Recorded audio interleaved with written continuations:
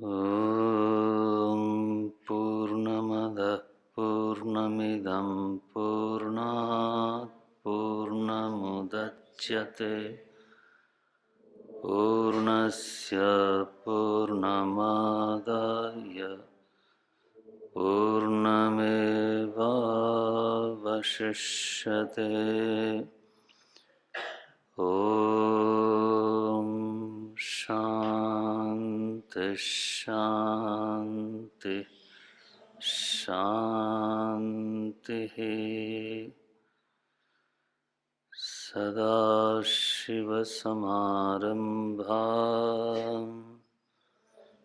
शङ्कराचार्यमध्यमाम् अस्मदाचार्यपर्यन्ताम् वन्दे गुरुपरम्पराम्।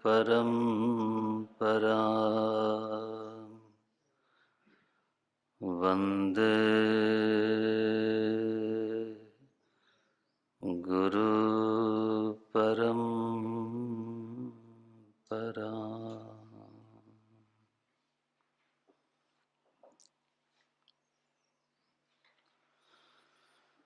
लिंग परामर्शोनुमानम। अनुमान प्रमाण की परिभाषा ये कही गई कि लिंग के परामर्श का ही नाम अनुमान प्रमाण है। माने अनुमिति ज्ञान में जो लिंग परामर्श है अर्थात तृतीय ज्ञान है वो प्रमा का करण है।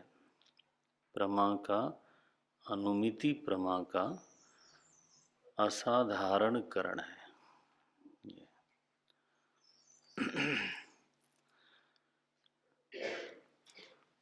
नेत्रादि जो इंद्रियां हैं वो असाधारण करण नहीं है, बल्कि लिंग परामर्श ही अनुमान ज्ञान में असाधारण करण होता है। इसीलिए उसको हम लिंग परामर्श को ही हम अनुमान प्रमाण बोलते हैं।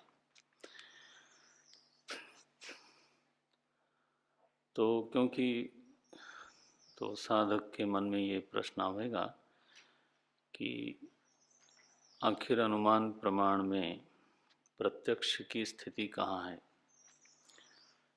इंद्रियों की स्थिति कहाँ है। अगर इंद्रियों की ही स्थिति है तो उसको प्रत्यक्ष ही क्यों न कहा जाए, उसको एक अलग प्रत्यक्ष से भिन्न प्रमाण की संज्ञा कैसे दे सकते हैं। आपके जानकारी के लिए ये बतावें कि जो चारवाक दर्शन है वो अनुमान प्रमाण को कोई प्रत्यक्ष से अलग प्रमाण नहीं मानता। ऐसा नहीं है कि उनको अनुमान की खबर नहीं है, ना ना ना। उनको मालूम है कि बाकी दार्शनिक लोग अनुमान प्रमाण को स्वीकार करते हैं, लेकिन सबको सुनने के बाद भी, सबसे विचार करने के बाद भी चारवाक दर्शन अनुमान प्रमाण को कोई स्वतंत्र प्रमाण मानने को राजी नहीं है। वो कहता है इसमें असाधारण करण क्या है, जो भी ज्ञान हुआ है वो तो प्रत्यक्षाश्रित है। हम उससे सहमत नहीं हैं। वेदांत का तो खैर बिल्कुल ही सहमति नहीं है, लेकिन बाकी दार्शनिकों ने भी इसको स्वीकार नहीं किया। लेकिन उनका हेतु क्या है वो आपको मालूम होना चाहिए। माने उनका हेतु ये नहीं है कि वो अबोध शिशु हैं और इसलिए उन्होंने केवल प्रत्यक्ष प्रमाण को मान लिया।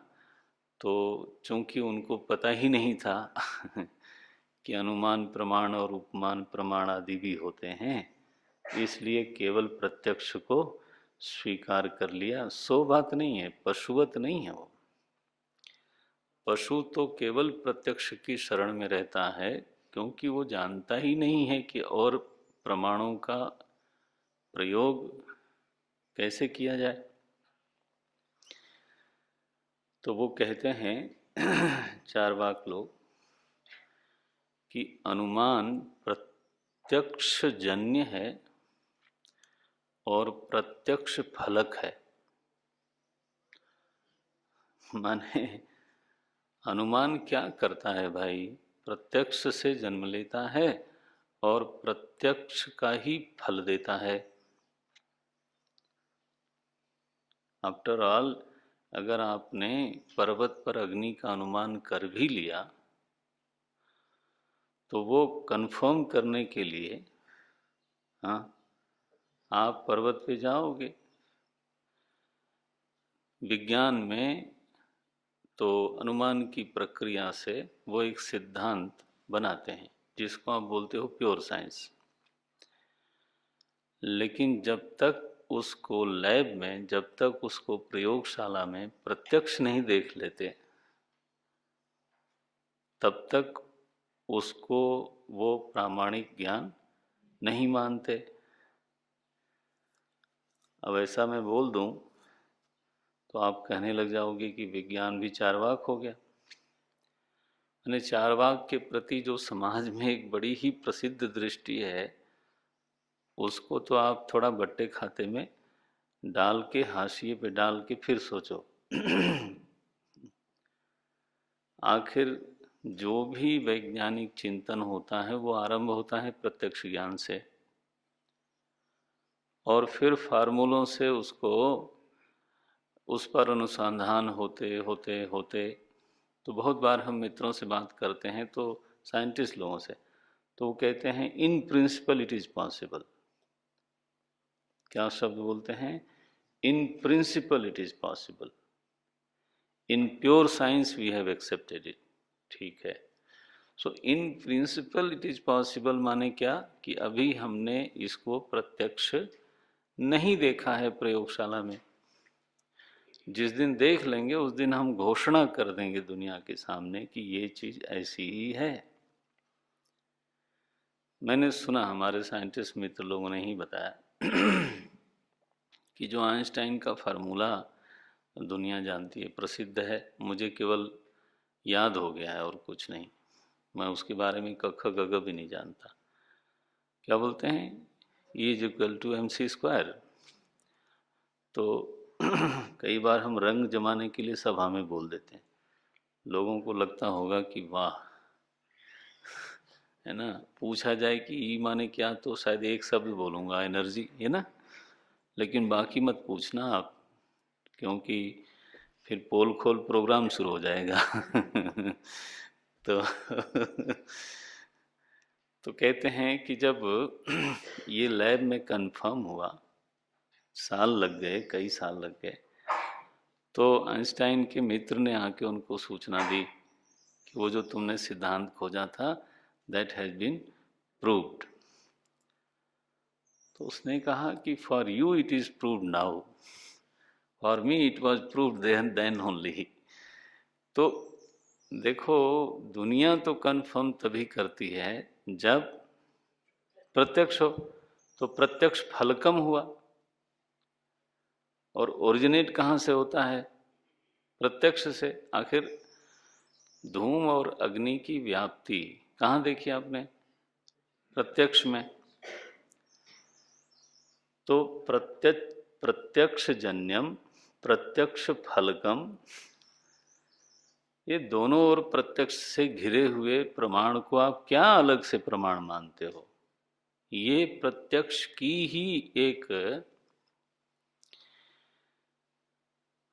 प्रक्रिया समझ लो, प्रत्यक्ष का ही एक विस्तार समझ लो, ये बोलते हैं। तो भिन्न प्रमाण, प्रत्यक्ष से भिन्न स्वतंत्र प्रमाण मानने में हमारी गहरी आपत्ति है, ये चार्वाक का कहना है। और जब वो आपत्ति करता है तो आपत्ति करने के पीछे उनका हेतु है, कारण है। वो ऐसे ही माने जबरदस्ती नहीं आपसे करने जा रहे हैं। लेकिन चार्वाक के अलावा सभी दार्शनिकों ने माना है कि इंद्रिय में अनुमिति ज्ञान का करणत्व, असाधारण करणत्व है नहीं। असाधारण करणत्व, अनुमान ज्ञान में जो असाधारण करणत्व है वो लिंग परामर्श में है, वो इंद्रिय में नहीं है। तो इसकी आप फिर से जांच करते रहना, मनन करते रहना। तो जहाँ स्वाध्याय मिल जाए वहाँ पढ़ लेना। वैसे तो बचेगा तभी जब जांच करो, आप परीक्षा करो अपने आप उसमें। तो लिंग परामर्शोनुमानम, ये परिभाषा की व्याख्या सुबह की कक्षा में हुई। अब यह जो अनुमान है वो दो तरह का होता है। इसको बोलते हैं स्वार्थ अनुमान और परार्थ अनुमान। ये भेद है, ये उद्देश्य बोला मैंने नाम ले लिया, स्वार्थानुमान और परार्थानुमान। स्वार्थ अनुमान क्या है कि हम अनुमान का प्रयोग अपने ज्ञान के लिए करते हैं। मैं अकेले ही हूँ मानो पर्वत के नीचे, और वहाँ मैंने धूमलिंग देखा, और अग्नि का लिंग क्या है वहाँ पर? धूम। और उस लिंग का परामर्श हुआ और मैं इस निश्चय पर पहुँचूं कि पर्वतो वह्निमान, ये जो पर्वत है वो अग्नि से युक्त है। तो ये हमें किसी को समझाना नहीं है। क्या करना है? ये तो स्वार्थानुमान है। मैं I want to know it, I want to reach to the right conclusion. तो उसकी जो प्रक्रिया होगी, जब हमें स्वयं ही केवल अपने ही ज्ञान के लिए अनुमान करना है, तो उसकी प्रक्रिया भिन्न होगी। उसकी प्रक्रिया क्या है कि अगर व्याप्ति बनी हुई है और लिंग दर्शन हुआ और लिंग परामर्श हुआ तो ज्ञान हो गया। उसमें कोई प्रक्रिया का विस्तार नहीं है। विस्तार कब होगा? जब दूसरे को ये समझाना हो कि पर्वत वह्निमान है। परार्थानुमान जब करना हो, दूसरे के लिए अनुमान करना हो। अब वो कहता है मुझे नहीं लगता कि पर्वत वह्निमान है, तो आप कहोगे धुआं नहीं दिखाई देता। और बोले धुआं दिखाई देता है तो क्या हुआ? धुआं दिखाई देता है, अग्नि तो नहीं दिखाई देती। तब अब आप क्या कहोगे? तब उस समय जब दूसरे के लिए अनुमान करने की बात आती है, तब उसकी जो प्रक्रिया हमारे महापुरुषों ने बनाई उसको बोलते हैं पंचावयवः। उसमें 5 अवयव बनाए गए। परार्थानुमान में दूसरे को अनुमान ज्ञान देने में, दूसरे को अनुमान ज्ञान कराने में, दूसरे को अनुमान ज्ञान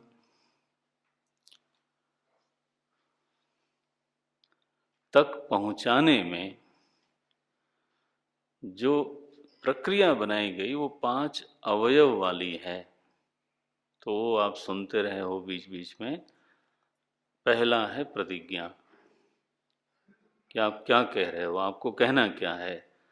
तो बोले प्रतिज्ञा है पर्वतो वह्निमान, पर्वत जो है वो अग्नि युक्त है। पहला प्रतिज्ञा हुआ। फिर दूसरा हेतु।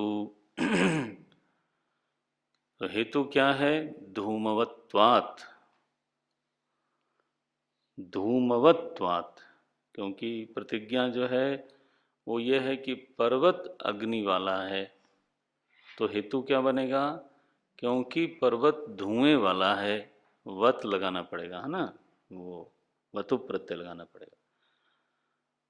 क्यों? हेतु क्या? तो हेतु देंगे धूमवत्वात्, क्योंकि धूम वाला है। अब इस हेतु का विवरण करोगे आप, तो विवरण क्या होगा कि यह नियम है, साहचर्य नियम है, व्याप्ति बनी हुई है। क्या व्याप्ति है? कि यत्र यत्र धूमः तत्र तत्र वह्नि।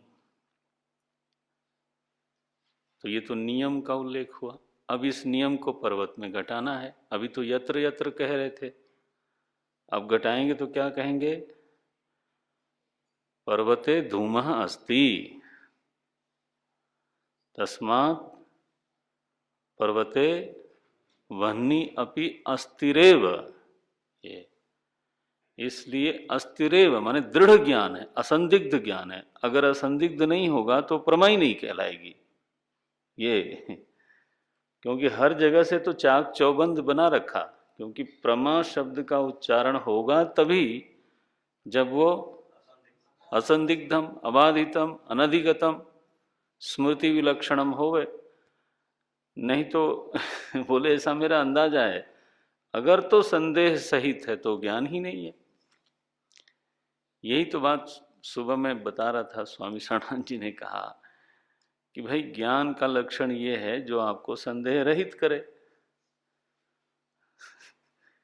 और स्थिति ये है कि हर चीज में जानकारी बढ़ने के बावजूद हाँ संदेह तो रह जाता है। तो संदेह रह जाता है तो फिर ज्ञान क्यों बोलते हो उसको? देखो ये वैसे तो मुझे लगता है कि बहुत अध्ययन था उनका, तो वो ज़्यादातर लेकिन शास्त्र को नहीं उद्धृत करते थे। प्रज्ञा चक्षु बोलते हैं उनको, अंध माने दोनों दृष्टियां नहीं थे उनको। लेकिन ऐसा सुंदर विचार उनका होता है, अब तो नहीं रहे, वो पीढ़ी गुजर गई। वो एक पीढ़ी पीढ़ी दर पीढ़ी होती रहती है ना। सस्यमिव मर्त्य पच्यते सस्यमिवा जायते पुनः। एक फसल जब कटती है ना तो सारे ही खेत खाली हो जाते हैं। ये ऐसा नहीं होता है कि कुछ फसल कटी कुछ रह गई। तो 10-5 दिन के अंदर जब ये गेहूं पकेगा, अब देखना 10-5 दिन के अंदर पता चला सफाई। इसी तरह से एक पीढ़ी की पूरी सफाई हो जाती है बस। यानी तो प्रमा तभी बनेगी जब एव शब्द लगाओगे। तो उपनय बोलते हैं इसको, नियम का साध्य में घटन करना। तो साहचर्य नियम आया, क्या नियम आया? यत्र यत्र धूमः तत्र तत्र वह्निः। अब ये यत्र तत्र तो साहचर्य नियम का स्मरण मात्र हुआ, साहचर्य नियम का उल्लेख हुआ, घटन नहीं हुआ अभी। तो हमारे आचार्यों ने इसको इतना पक्का करने का पूरा प्रबंध कर दिया कि आप नियम का उल्लेख करके छोड़ो मत। पता नहीं कि आपने कौन से नियम का उल्लेख किया और घटाने जाओ तो घटे ही नहीं। तो ऐसा भी चालाकी हो जाती है कभी कि नियम का उल्लेख कर दिया गया और जब साध्य में माने जो आप सिद्ध करना चाहते हो उसमें जब आप घटाने जाओ तो घटता नहीं। तो बोले ये नहीं चलने वाला है। उपनय, ये प्रतिज्ञा हेतु उपनय दृष्टांत 4, फिर 5वां आखिरी होगा निगमन। निगमन कोई कोई लोग 3 में ही पूरा मान लेते हैं, प्रतिज्ञा हेतु दृष्टांत। कोई लोग 4 भी मानते हैं, प्रतिज्ञा हेतु दृष्टांत उपनय। और कोई लोग 5 को आवश्यक मानते हैं कि प्रतिज्ञा हो, हेतु हो, दृष्टांत हो, उपनय हो, और तो कम से कम 4 अंग तो विचार करने पर लगता है आवश्यक ही हैं। 3 से तो कोई छूट जाती है बात, ऐसा प्रतीत होता है। क्योंकि नियम का उल्लेख करके और साध्य में घटाने की प्रक्रिया अगर छोड़ दी जाए तो संभव है किसी बिंदु पर वो भूल रह जाए। इसलिए ये कहा गया पंचावयव। जब आपको कोई चीज़ सिद्ध करनी है तो पांचों अवयवों का पालन करिए, प्रमाद क्यों करते हो, जल्दी में क्यों हो। मैं देखता हूँ समाज में जब लोग तर्क के नाम पे तर्क करते हैं तो कई बार तो केवल दृष्टांत देते हैं,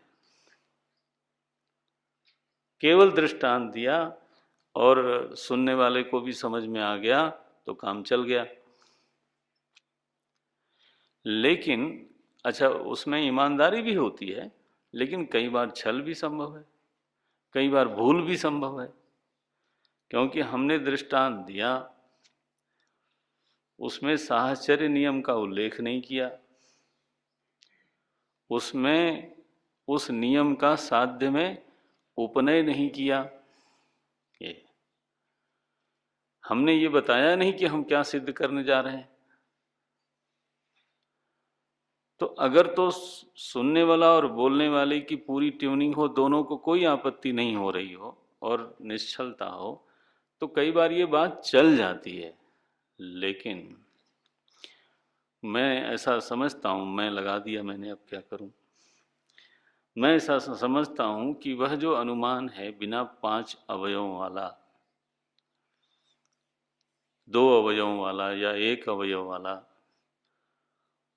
वो कहीं न कहीं स्वार्थानुमान सदृश हो जाता है, परार्थानुमान नहीं बन पाता। जैसे मुझे ही ज्ञान प्राप्त करना हो कि पर्वतो वन्यमान, तो मैं लिंग दर्शन से ही कर लूंगा। लेकिन अगर मुझे सिद्धि करनी हो तब वो पांचों अवयव किसी भी भूल को रोकते हैं। इसलिए सही तरीका यही है कि पांचों अवयवों का पालन होना चाहिए, ऐसा ठीक लगता है। तो प्रतिज्ञा हुई, हेतु हुआ, फिर दृष्टांत हुआ, फिर उपनय किया, घटा दिया साध्य में, साहचर्य नियम को घटा दिया साध्य में, और फिर निगमन निकल आया कि जो मैंने प्रतिज्ञा की थी वो सिद्ध हो गई। तो प्रतिज्ञा वाक्य और निगमन वाक्य एक ही होना चाहिए। जो बोले दृष्टांत की क्या जरूरत है, हेतु दे दिया, साहचर्य नियम का उल्लेख कर दिया, उपनय कर दिया, दृष्टांत की क्या आवश्यकता है। आप लोग ये दृष्टांतवादी क्यों हैं। बोले दृष्टांत इसलिए दिया जाता है कि मैंने जो हेतु में व्याप्ति दिखाई है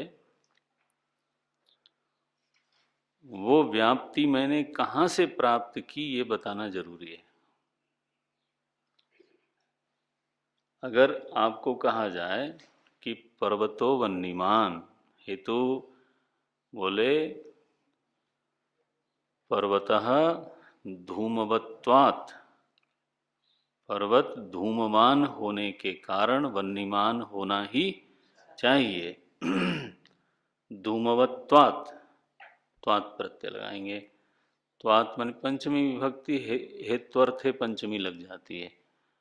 तो धूमवत्वात्, धूमत्वात् नहीं बोलना, क्या धूमवत्वात्, पर्वतो धूमवत्वात्, क्योंकि वो पर्वत धूम वाला है तो अग्नि वाला होगा ही। अच्छा बोले ये साहचर्य नियम क्या है, इसमें नियम का उल्लेख करो। तो क्या बोलेंगे, यत्र यत्र धूमः तत्र तत्र वह्निः।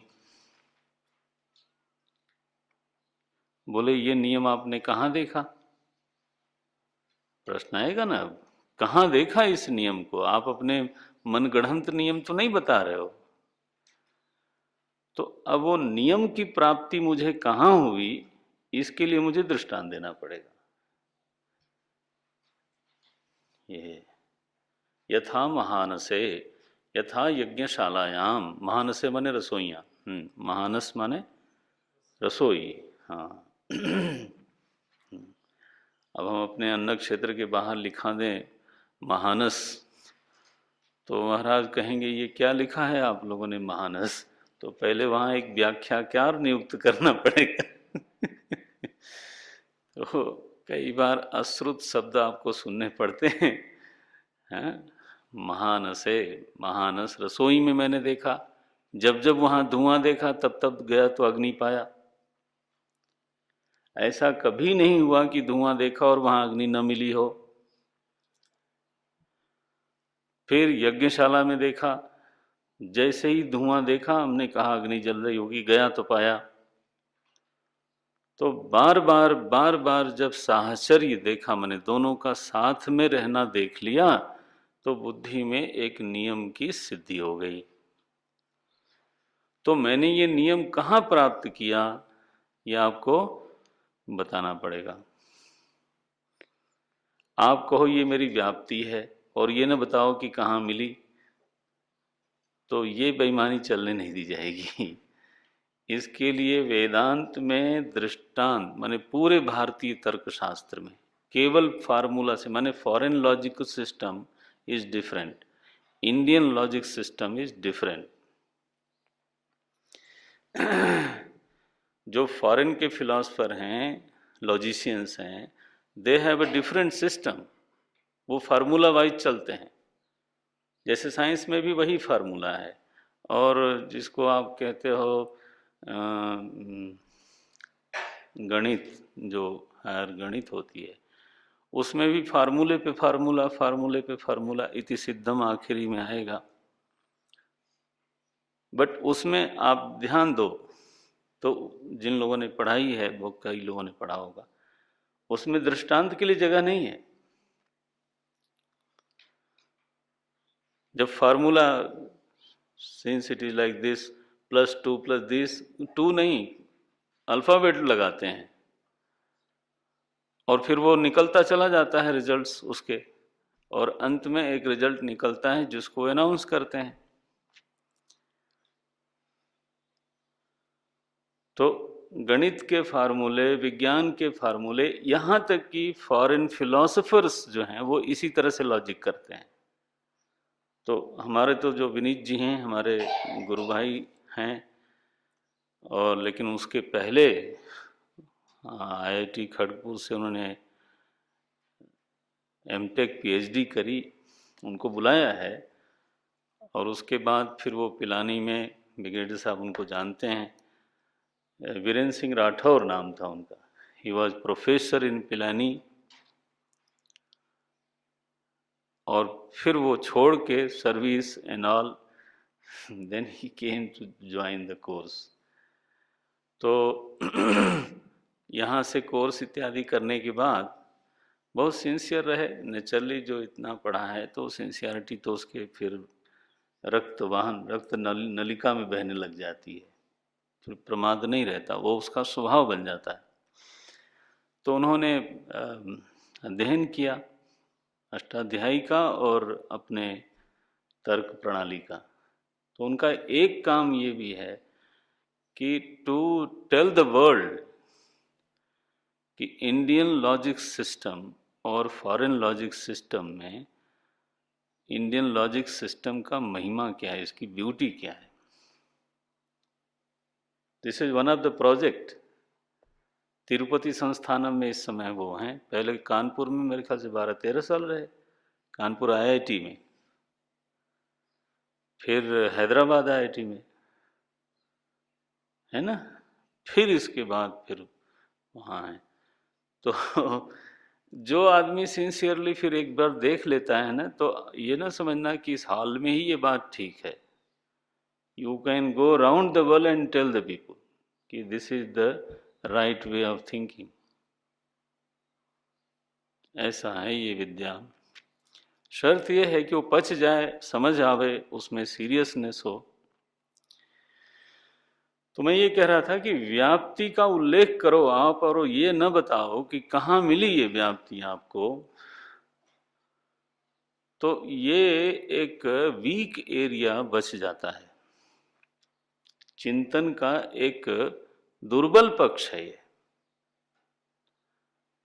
सो दृष्टांत चाहिए। तो दृष्टांत से क्या सिद्ध हुआ कि मैंने जो नियम बताया है वो सही है। ये सो दृष्टांत से साहचर्य नियम की पुष्टि हुई। अच्छा, अब साहचर्य नियम की पुष्टि हो गई, तो अब उस साहचर्य नियम को हाँ साध्य में दिखाइए, साध्य में घटाइए, उसको बोलते हैं उपनय। और अगर वो सम्यक घट गया तब फिर है अगर निगमन। ये तो अब देखो, ये इतना इतना चुस्त एक व्यवस्था कर दी कि बुद्धि को छल करने की, भागने की संभावना को मिनिमम लेवल पे ले गए। ये प्रतिज्ञा हेतु, हेतु में हेतु देना है, फिर साहचर्य नियम का उल्लेख करना है, फिर दृष्टांत किस लिए? साहचर्य नियम को पुष्ट करने के लिए। फिर उपनय, माने नियम तो सिद्ध हो गया, अब उस नियम को घटाओ यहाँ कि ठीक है कि यत्र यत्र धूमः तत्र तत्र वह्नि, ये नियम तो घट गया। अब घटाओ पर्वत पर, बोले तो पर्वतो धूमवान,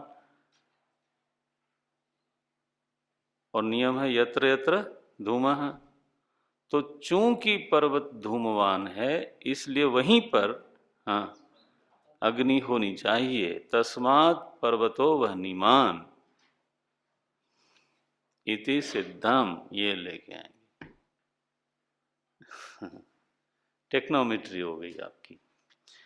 टेक्नोमेट्री में यही शब्द है ना माँ, टेक्नोमेट्री गणित है।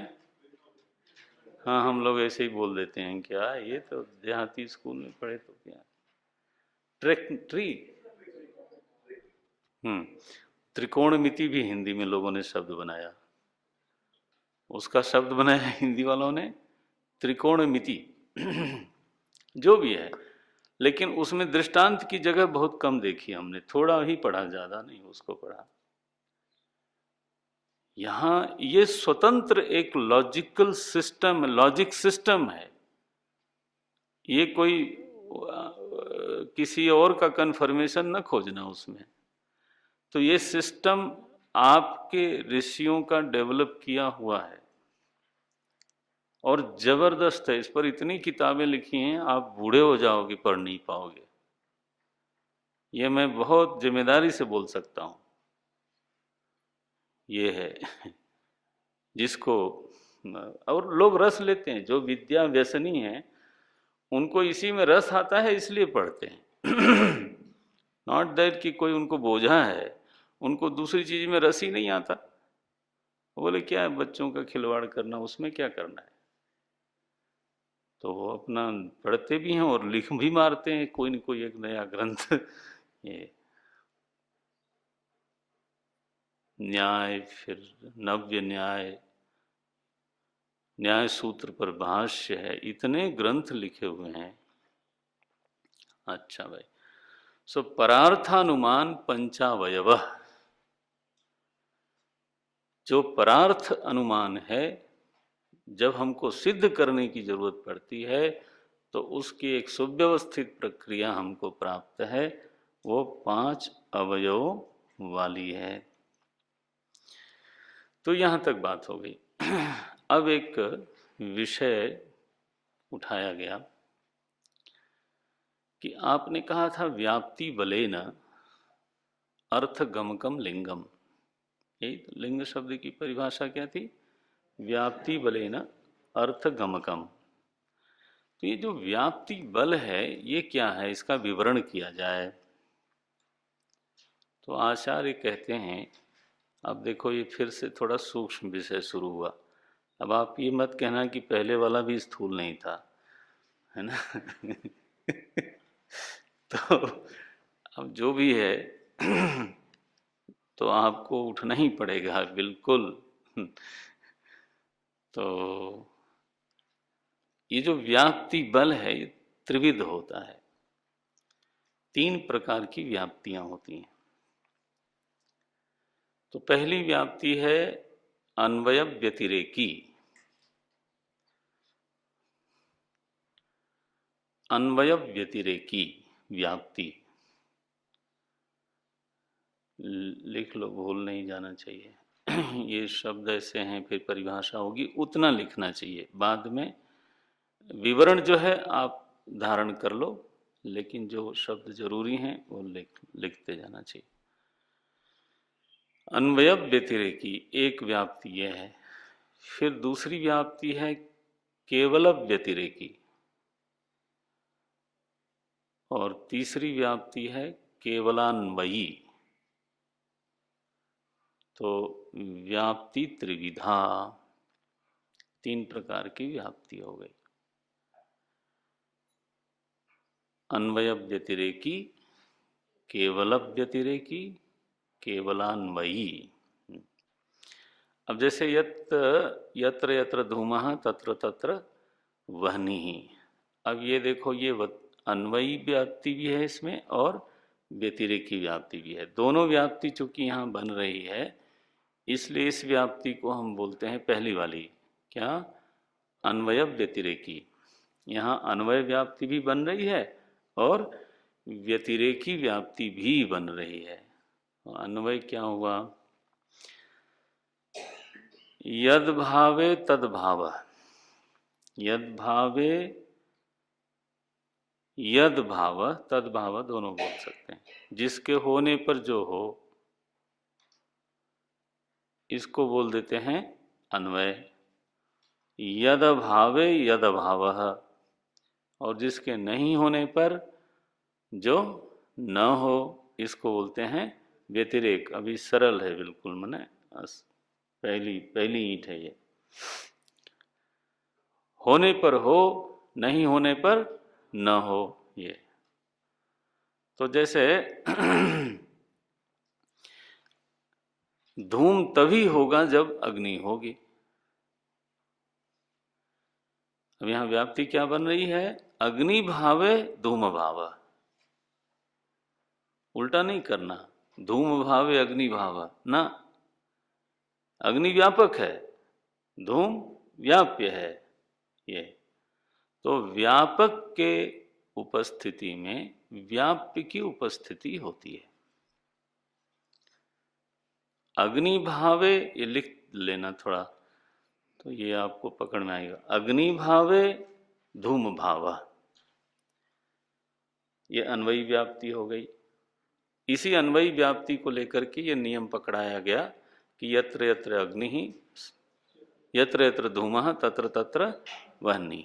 ये यानी नियम जब बनाया तो भाषा उल्टी हो गई, और जब आपने व्याप्ति पकड़ी तो भाषा सीधी की। क्या, कि जब अग्नि होती है तब धुआं होता है।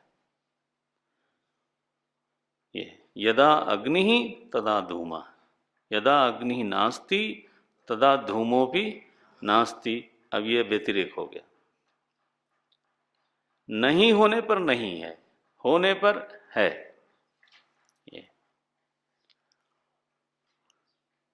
अब इसी को उल्टा करो तो नहीं व्याप्ति बनेगी कि जब धुआं है तब अग्नि है, ये नहीं बोल सकते। जब धुआं नहीं है तब अग्नि नहीं है, तो ये भी नहीं बोल सकते। देखो, तो उल्टा करने पर न व्यतिरेक व्याप्ति बन रही है, न अन्वय व्याप्ति बन रही है। हाँ, लेकिन ऐसा सीधा करें तो व्यापक की जगह पर अगर अग्नि को रखते हैं, व्यापक की जगह पर अगर अग्नि को रखें, धूम को न डाल दें, तो दोनों ही व्याप्तियां बन जाती हैं। वाह, पहले एक एक दृष्टांत लेके आगे पहले तीनों का एक विवरण हो जाए, फिर हम लौटते हैं। नौ हेतु दोनों तरह से दे सकते हैं। तो पर्वतो वन्यमान ऐसा कहने के लिए धूमवत्वात् बोल सकते हैं।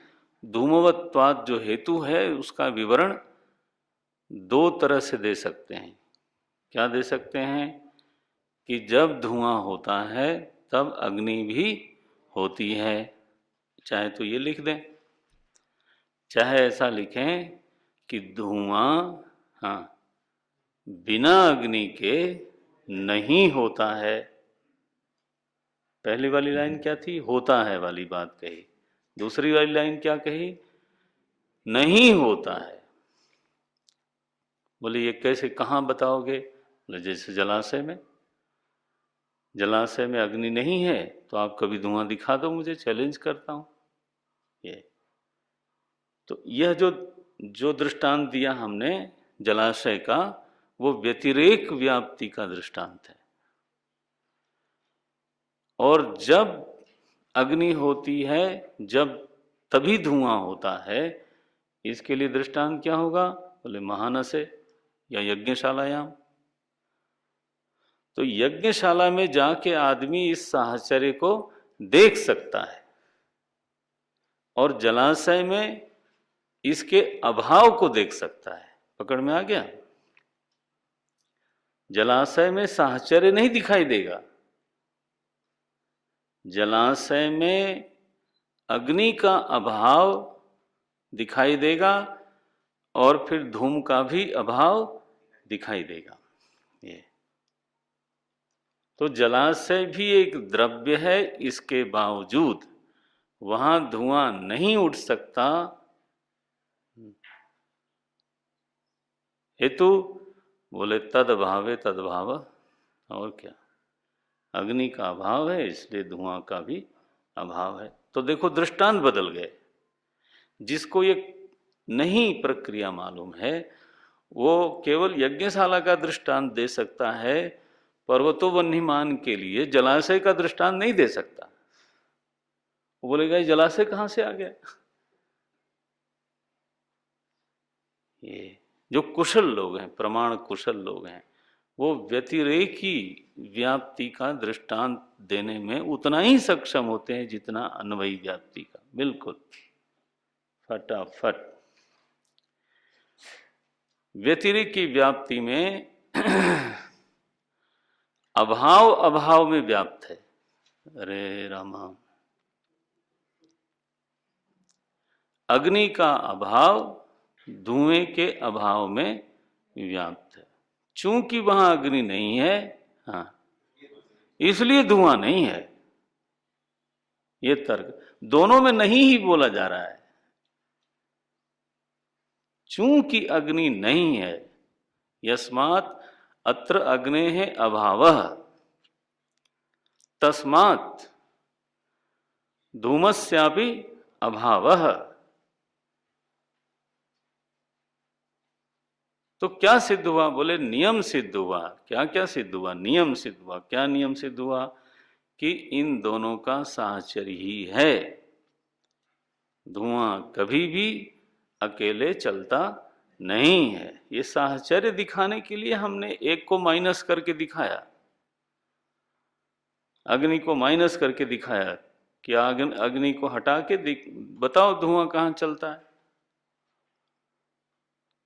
तो इसलिए अभाव में अभाव की व्यापकता है। ये व्याप्ति कैसी बन गई?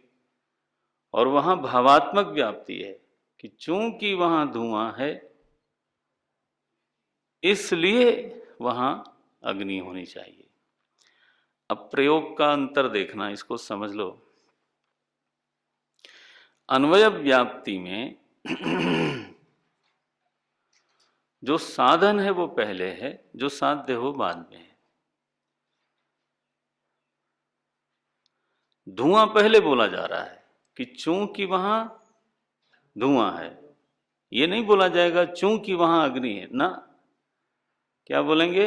चूंकि वहां धुआं है इसलिए वहां अग्नि है। साध्य का उल्लेख बाद में होता है। यह अन्वयी व्याप्ति है। व्यतिरेकी व्याप्ति क्या हुई? कि उल्लेख पहले साध्य का होगा और साधन का उल्लेख बाद में होगा। क्या? कि चूंकि यहां अग्नि नहीं है, हाँ, इसलिए वहां धुआं नहीं है। देखो बात पलटी कि नहीं पलटी? सो यहां क्रम भेद है दोनों का। व्यतिरेकी व्याप्ति और अन्वयी व्याप्ति में विपरीत क्रम चलता है। ये पकड़ में आ गया ना। तो भाषा भी सीखते जानी चाहिए। तो साध्य को ही व्यापक बोलते हैं और साधन को व्याप्य बोलते हैं। सीखते जाने चाहिए, संस्कार पढ़ेंगे। तो अन्वयी व्याप्ति में व्याप्य का उल्लेख प्रथम और व्यापक का उल्लेख बाद में। व्यतिरेकी व्याप्ति में व्यापक का उल्लेख प्रथम, माने व्यापक जो है हेतु बन जाता है। कमाल है, व्यापक नहीं, व्यापक का अभाव। ये तो व्यापक का अभाव प्रथम हो गया हेतु रूप में, और जो व्याप्य है उसका अभाव साध्य रूप में हो गया। ये देखो, इसीलिए मैंने व्यापक की बात करी, क्योंकि साधन साध्य शब्द से काम नहीं चलता। टू बी वेरी एक्यूरेट, आपको साधन साध्य से, क्योंकि साध्य वो है जो सिद्ध करना है। तो व्यतिरेकी व्याप्ति में क्या सिद्ध करना है कि अग्नि के बिना धुआं नहीं रह सकता। तो इस पंक्ति में सिद्ध करना है हमको धुएं के अभाव को, और हेतु बनाना है अग्नि का अभाव। ये अन्वयी व्याप्ति में सिद्ध करना है अग्नि को और हेतु बनाना है धुएं को। तो इसलिए साधन साध्य भाव में ये थोड़ा कंफ्यूजन हो जाता है। तो शब्द जो असली है हमारा, बस उसको अब लेके आते हैं कि अन्वयी व्याप्ति में व्याप्य साधन है। इसको चाहे तो लिख लो, आप पढ़ोगे तो धीरे धीरे गुनोगे तो फिर आ ही जाएगा, आना ही चाहिए। अन्वयी व्याप्ति में जो व्याप्य है वो साधन है, जो व्यापक है वो साध्य है। अच्छा, व्यतिरेकी व्याप्ति में जो व्यापक का अभाव है, व्यापक नहीं, व्यापक का अभाव, जो व्यापक का अभाव है वो साधन है, और नहीं, जो व्यापक का अभाव है वो साधन है, और जो व्याप्य का अभाव है वो साध्य है। व्यापक कौन है? धूम। तो मुझे ये सिद्ध करना है कि धुआं नहीं हो सकता, चूंकि वहां अग्नि नहीं है। तो उसका नहीं होना हेतु बन रहा है, किसके नहीं होने में? धुएं के नहीं होने में। ये तो एक व्याप्ति है अन्वयी और दूसरी है व्यतिरेकी। अब ये धूमोग्नि क्यों बार बार बोलते हैं हमारे आचार्य लोग? कई बार ना जो लोग समझते नहीं, वो समझते हैं एक घिसा हुआ एक दृष्टांत लेके चल पड़ते हैं। दृष्टांत कभी घिसता नहीं, बल्कि उस पर अपनी बुद्धि को घिसने की जरूरत है। ये क्लासिकल दृष्टांत हैं जिसमें परफेक्शन है, इसलिए हम इसका चुनाव करते हैं। अब देखो ये दृष्टांत कैसा है, जिसमें दोनों व्याप्तियां प्राप्त हो रही हैं,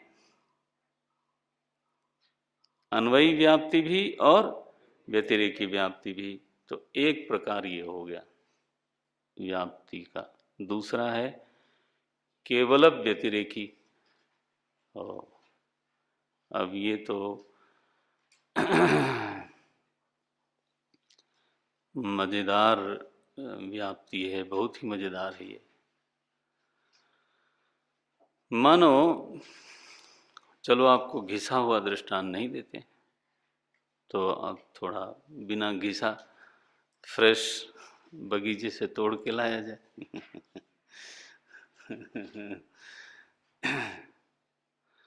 तो जो जीवित शरीर है वो आत्मा सहित ही होता है।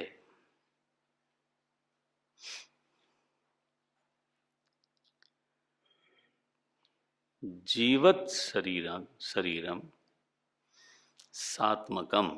ये क्या हुआ? बोले ये हमारी प्रतिज्ञा हो गई कि जो जीवित शरीर है, देखो प्रतिज्ञा स्पष्ट होनी चाहिए कि मैं क्या प्रतिपादन करने जा रहा हूं।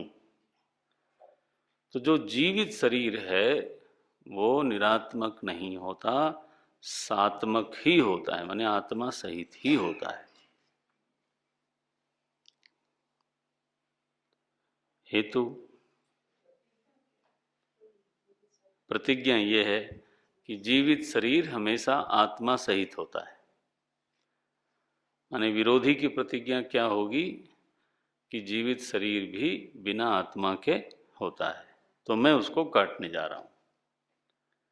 तो मैंने प्रतिज्ञा, मुझे ये प्रतिज्ञा फिर करनी पड़ेगी कि जो जीवित शरीर है वो सदा आत्मा सहित ही होता है। तो अब हेतु क्या बनेगा? प्राणादिमत्वात्, क्योंकि जीवित शरीर तभी तक जीवित है जब तक प्राण आदि माने प्राण, इंद्रियां इत्यादि सहित हो। देखो अब हेतु तो ये है, मैंने कहा ना फ्रेश दृष्टांत है, तो चलो अब इसको, तो प्राणादिमत्वात्, प्राणादिमान होने के कारण, आदिपद से आप जोड़ लेना, उसमें मन भी है, इंद्रियां भी है।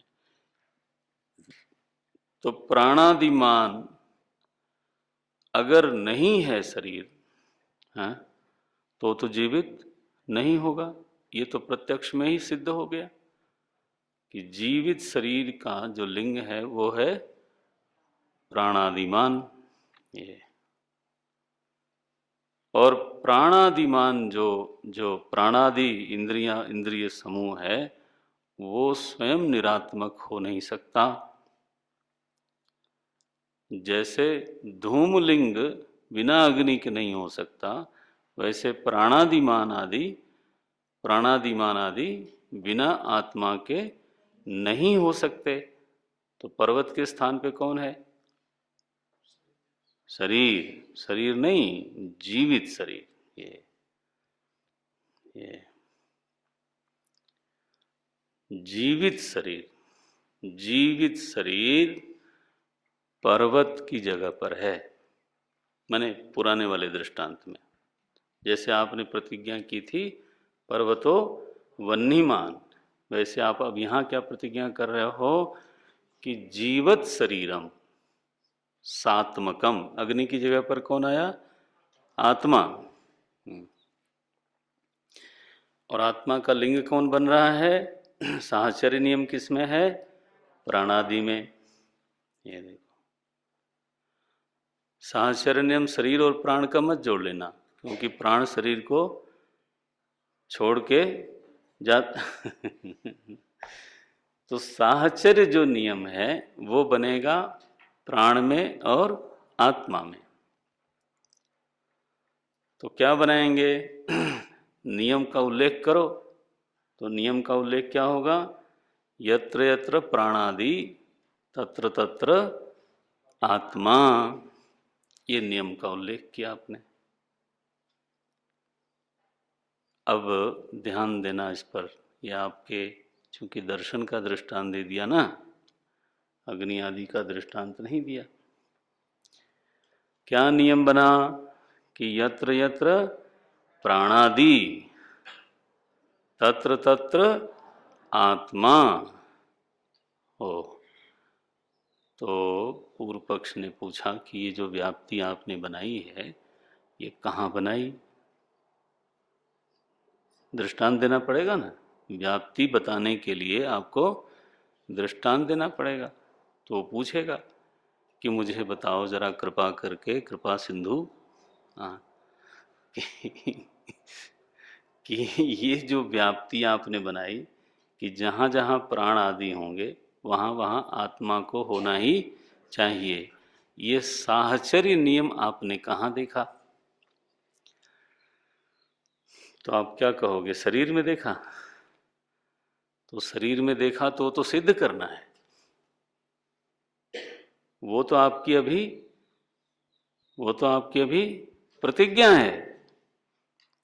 तो जिसको सिद्ध करना है उसी को आप दृष्टांत बना रहे हो, हमको ठगने आए हो। वो पूर्व पक्षी महाराज आपका सिर तोड़ेगा, वो कहेगा भाई ये तो अभी सिद्ध हुआ नहीं है, ये तो आपको अभी सिद्ध करना है। तो यत् साध्यम तदेव साधनत्वेन उल्लिखितम त्वया, जो साध्य है उसको आप साधन के रूप में, माने जो पैसा आपके पास है ही नहीं है उसी को खर्च कर किए जा रहे हो। ये कभी संभव है क्या? बोले हमने करोड़ों खर्च कर दिए। क्यों बोल रहे हो ऐसा? करोड़ कमाए कब? अरे बोले भाई जब खर्च कर दिया गया, तर्क देखो, जब खर्च कर दिया गया तब भी करोड़ नहीं थे भाई, खर्च हो गया तो करोड़ नहीं रहे, और अब भी नहीं है।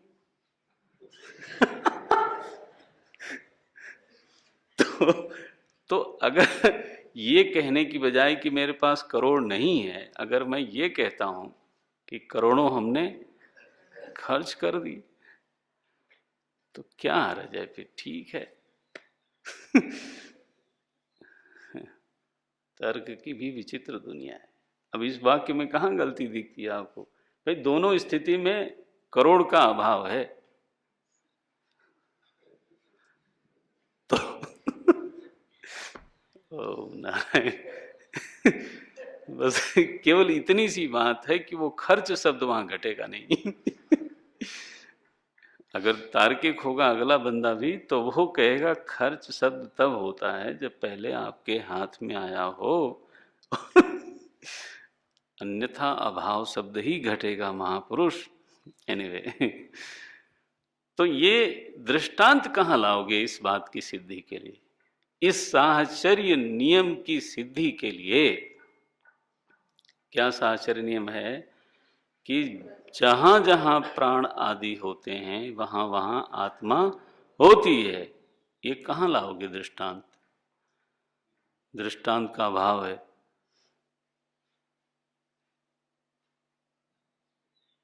दृष्टांत का अभाव है। अगर दृष्टांत का अभाव है तो व्याप्ति ग्रह नहीं होगा। कहाँ करोगे व्याप्ति का ग्रहण? जब व्याप्ति ग्रह नहीं हुआ तो हेतु असिद्ध हो गया। हेतु असिद्ध हो गया तो आपकी प्रतिज्ञा असिद्ध हो गई, बात खत्म हुई। आप देखते हो क्रम। अगर आपका व्याप्ति ग्रह ठीक हुआ तब नियम सिद्ध हुआ, नियम सिद्ध हुआ तो हेतु सिद्ध हुआ, हेतु सिद्ध हुआ तब जाके प्रतिज्ञा सिद्ध हुई। तो इस तर्क रचना में दृष्टांत तो आपके पास कोई है नहीं, तो कहाँ व्याप्ति देखी आपने? वही तो प्रश्न है। तो बोले व्याप्ति तो नहीं दिखाई देती कहीं, क्योंकि जिसका भी दृष्टांत देंगे वो तो शरीर होगा, और वो शरीर तो हमें सिद्ध करना है अभी।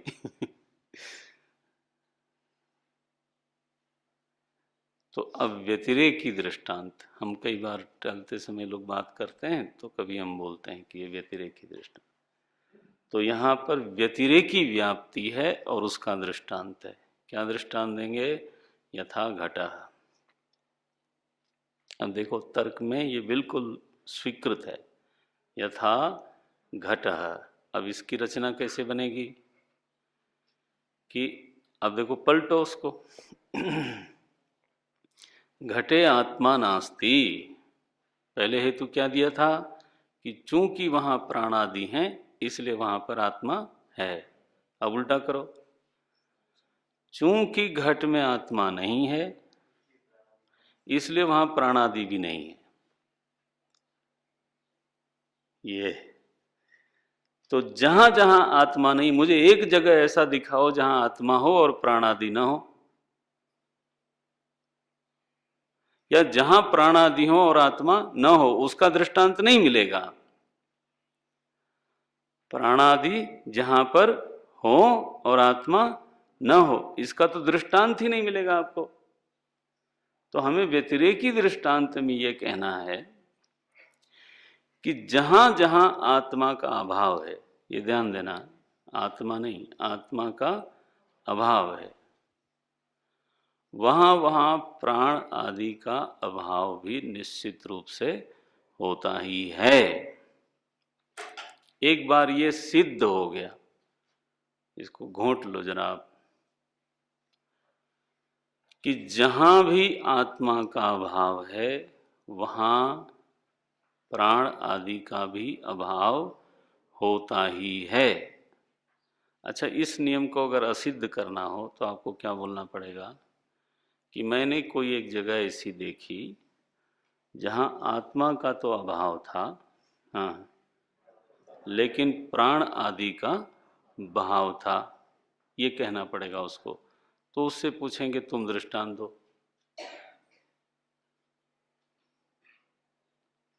तुम दृष्टांत।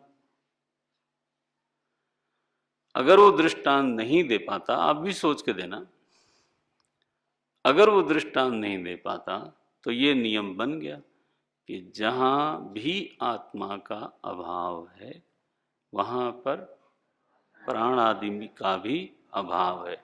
चूंकि, अब पलटा, चूंकि यहां पर प्राण आदि दिखते हैं, इसलिए भले ही आपने हमने कहीं आत्मा का व्यतिरेक न देखा हो, लेकिन यहां पर आत्मा को होना चाहिए, ये सिद्ध हुआ। सो व्यतिरेक व्याप्ति से इसको सिद्ध किया। और दृष्टांत हमने छोटा घट दिया, अब घट रख दो, भवन रख दो, कुर्सी रख दो, टेबल रख दो, कोई भी दृष्टांत जो निरात्मक हो वह दृष्टांत आप दे सकते हो। कौन सा दृष्टांत? जो निरात्मक हो, बिना आत्मा के दृष्टांत हो, वहां आप दिखा सकते हो कि यहां प्राण आदि भी नहीं है। तो अभाव में अभाव की व्याप्ति दिखा सकते हो। दोनों के अभाव का साहचर्य नियम है, यह बात दिखाई जा सकती है। अभाव के साहचर्य का नियम दिखाया जा सकता है, भाव के साहचर्य नियम को हम नहीं दिखा पा रहे हैं, उसके लिए हमारे पास दृष्टांत नहीं है।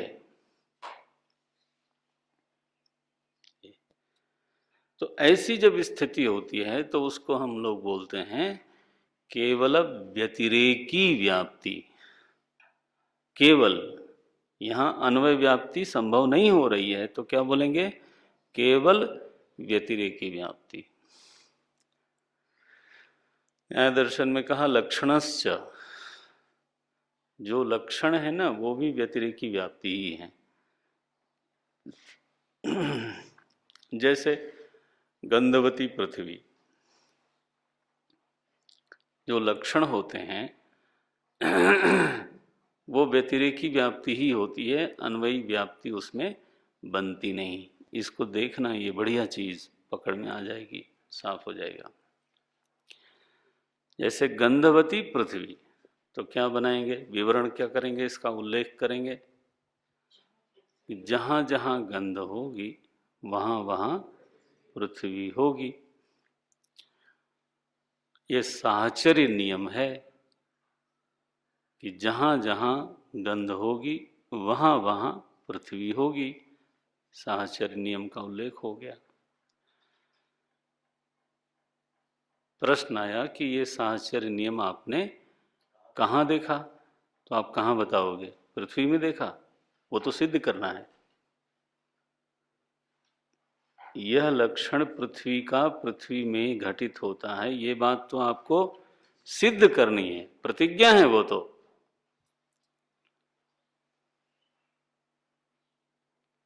गंधवती पृथ्वी, हमने ये स्टेटमेंट दिया कि जहां माने पृथ्वी का लक्षण है गंध, हेतु दिया गंधवत्वात्, गंध होने के कारण, नियम का उल्लेख किया जहाँ जहाँ गंध होती है वहाँ वहाँ पृथ्वी होती है। अब दृष्टांत कहाँ खोजोगे? जो भी दृष्टांत होगा वो तो पृथ्वी का होगा, और वही तो आपको सिद्ध करना है। लो, फंस गए। तो बोले ये लक्षण आपने कैसे देखा? ये तो इसका तो कोई दृष्टांत ही नहीं है, कैसे सिद्ध करोगे इसको? तो दृष्टांत फिर व्यतिरेकी व्याप्ति, केवल व्यतिरेकी व्याप्ति है इसमें। यथा आपः, जैसे जल। अब बोले पृथ्वी की सिद्धि में जल किधर लेके आए? बोले बताता हूं।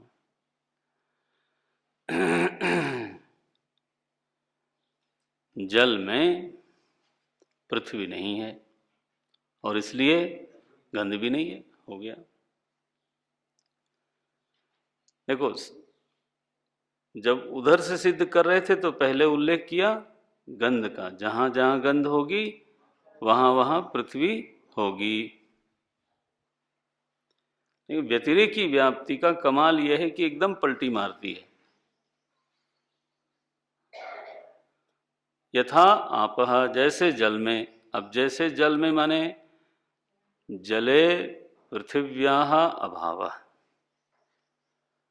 तस्मात् गंधस्यापि अभावः। ये दोनों के अभाव का साहचर्य है। अल्लाह।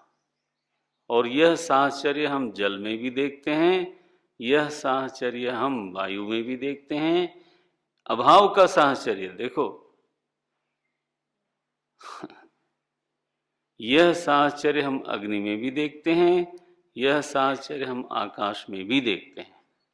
तो हम इस निर्णय पर पहुंचते हैं कि जहां तक तो पृथ्वी का अभाव है वहां तक तो गंध का भी अभाव है ही है।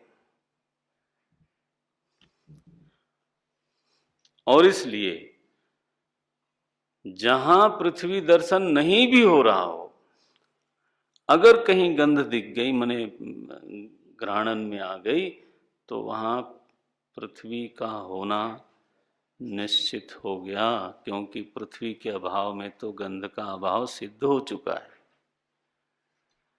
क्योंकि पृथ्वी के अभाव में तो गंध का अभाव सिद्ध हो चुका है।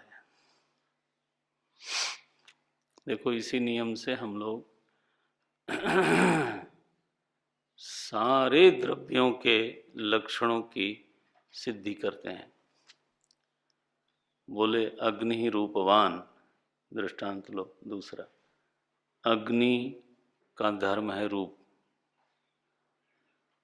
क्यों भाई? बोले क्योंकि अब अभाव ही बनेगा, अन्वयी तो व्याप्ति है नहीं। तो व्यतिरेकी व्याप्ति क्या बनाएंगे कि जहाँ अग्नि का अभाव है वहाँ रूप का भी अभाव है। दृष्टांत बोले जैसे वायु। वायु की उत्पत्ति तक अग्नि नहीं थी, तो वहाँ अग्नि का अभाव, इसलिए वहाँ रूप भी नहीं है। अच्छा, आकाश है, आकाश में अग्नि का अभाव, इसलिए वहाँ रूप भी नहीं है। तो यत्र अग्नि नास्ति तत्र रूपोपि नास्ति, ये सिद्ध हो गया। अब जैसे ही अग्नि महाभूत का प्राकट्य हुआ, रूप दर्शन हुआ। तो बोले जल में भी रूप दिखता है, तो बोले वहां अग्नि होगी। ये क्यों? क्योंकि रूप किसका धर्म सिद्ध हुआ? अग्नि का। तो जल में निश्चित रूप से अग्नि होनी ही चाहिए, है। ये अनुमान तो चाहिए, शब्द लगाएगा नहीं। बोले अस्तिरेव, ये बोलेगा। पृथ्वी में रूप है तो वहां भी निश्चित रूप से अग्नि है। बोले छूने पर ठंडी लगती है। बोले तुम्हें छूने पर ठंडी लगे गर्म लगे, चूंकि वहां रूप है इसलिए वहां पर अग्नि होनी ही चाहिए। ये देखो, तो लक्षणश्च, ये न्याय दर्शन में कहा व्यतिरेकी दृष्टांत, व्यतिरेकी व्याप्ति के तुम्हें दृष्टांत चाहिए, जितने लक्षण हैं वो सभी व्यतिरेकी हो जाते हैं। बोले यहाँ तक कि प्रमायाः करणम प्रमाणम, ये जो है ना वो भी व्यतिरेकी लक्षण ही है, व्यतिरेकी व्याप्ति ही है। क्या हेतु बनाओगे? सीधा बनाना पड़े तो जहां जहां प्रमा है वो प्रमाण से ही है, यही बनाओगे ना। दृष्टांत, प्रमा और प्रमाण का साहचर्य कहाँ देखोगे? जब भी देखोगे तहां प्रमाण व्यापार होगा, तो व्यतिरेक करो। क्या व्यतिरेक करें? यत्र प्रमाणम नास्ति, हाँ ये नास्ति वाला जो एरिया है कि ये देखो प्रमाण के अभाव के साथ प्रमा का अभाव भी चलता है। कौन चलता है? बोले अभाव चलता है। सुने कोई बिना समझे तो हंसेगा कि ये जो है दो अभावों को साथ साथ वॉकिंग पे ले जा रहे हैं।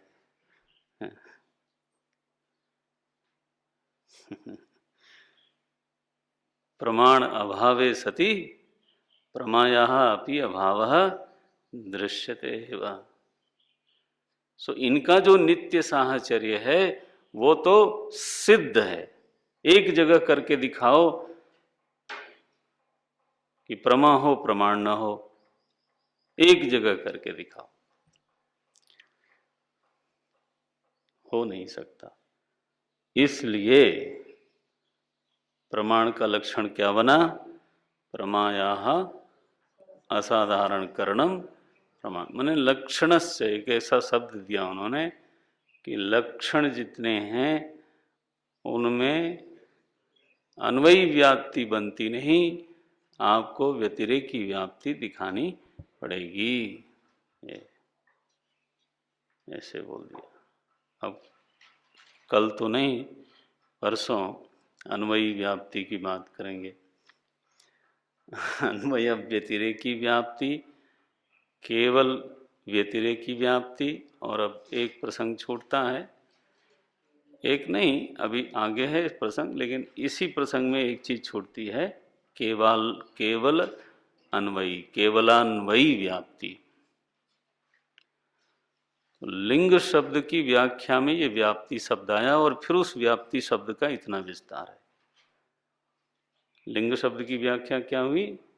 व्याप्ति बलेन अर्थगमकम लिंगम। तो व्याप्ति बल है, बल है, वो आपको बलात् अर्थ का बोध कराती है और आप किए बिना रह नहीं सकते। अगर व्याप्ति पकड़ा गई, हाँ, तो फिर तो वो अर्थम गमकम। अगर व्याप्ति ही न हो तो। और ढीली व्याप्ति का एक दृष्टांत देता हूं जिससे आपका मन भी थोड़ा ढीला हो जाए। ढीली व्याप्ति कल हमारे ब्रिगेडियर साहब ने किया। गए डॉक्टर साहब के पास 12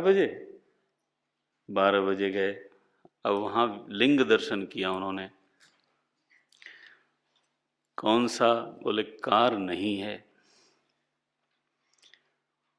तो यत्र यत्र कारः तत्र तत्र डॉक्टरः। ये जो साहचर्य नियम है वो कल मुझे सुना रहे थे, तो मैं तो केवल अनुवादम करूंगी। तो बोले यत्र यत्र कारः तत्र तत्र डॉक्टरः, कारस्तु नास्ति एव अतः डॉक्टरः अपि नास्तिरेव इति प्रमा उत्पद्यते। तो प्रमा उत्पन्न हुई कि डॉक्टर साहब तो निश्चित रूप से हैं नहीं, क्योंकि कार्य और डॉक्टर साहब का नित्य साहचर्य है। अब महाराज थोड़ी देर बाद दूसरे लोग आए तो बोले कि डॉक्टर साहब तो अंदर थे और जो आपको ले जाने वाले थे वो अंदर गए नहीं। तो बोले भाई अंदर नहीं गए वो तो ठीक है, लेकिन कार तो नहीं थी। तो देखो, व्याप्ति ग्रह जैसा हुआ वैसा ही बोध हुआ। वहां पहुंच करके वापस ले आने का हेतु कौन है? गलत प्रमा। लेकिन गलत प्रमा जबरदस्ती किसने करवाई? व्याप्ति ग्रह ने। तो गलत व्याप्ति ग्रह, मैं ये कहना चाहता हूं कि व्याप्ति में बल कितना होता है। अगर व्याप्ति गलत है, हाँ, तो बलात् आपको गलत ज्ञान दे के रहेगी, मानेगी नहीं। और अगर सही व्याप्ति है तो ये न कहना कि व्याप्ति तो ठीक है लेकिन ज्ञान नहीं होगा, ये नहीं हो सकता, ये नहीं हो सकता। फिर तो ये ऐसा ही है जैसे कोई कहे कि आपका ब्लड प्रेशर की मशीन जो है, चाहे ठीक मशीन हो, लेकिन फिर भी चाहे जितना भी बतावे, लेकिन मैं तो ठीक हूँ, ब्लड प्रेशर मुझे नहीं है। अब डॉक्टर को कभी ये समझा नहीं सकते आप, क्योंकि उसकी व्याप्ति पक्की बनी हुई है। क्या?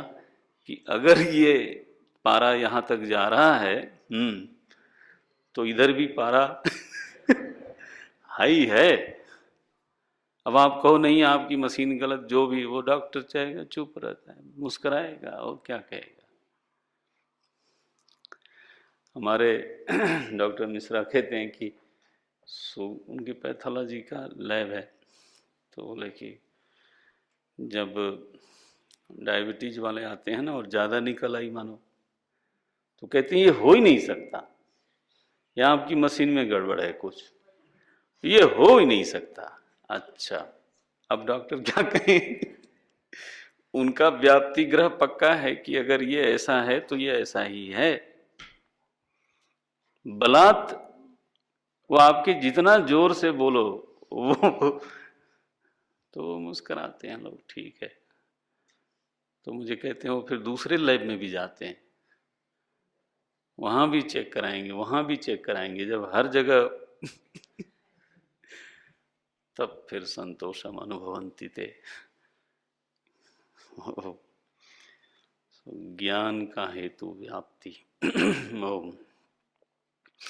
कल सुबह आरती में मैं स्वयं ही आऊँगा 6 बजे।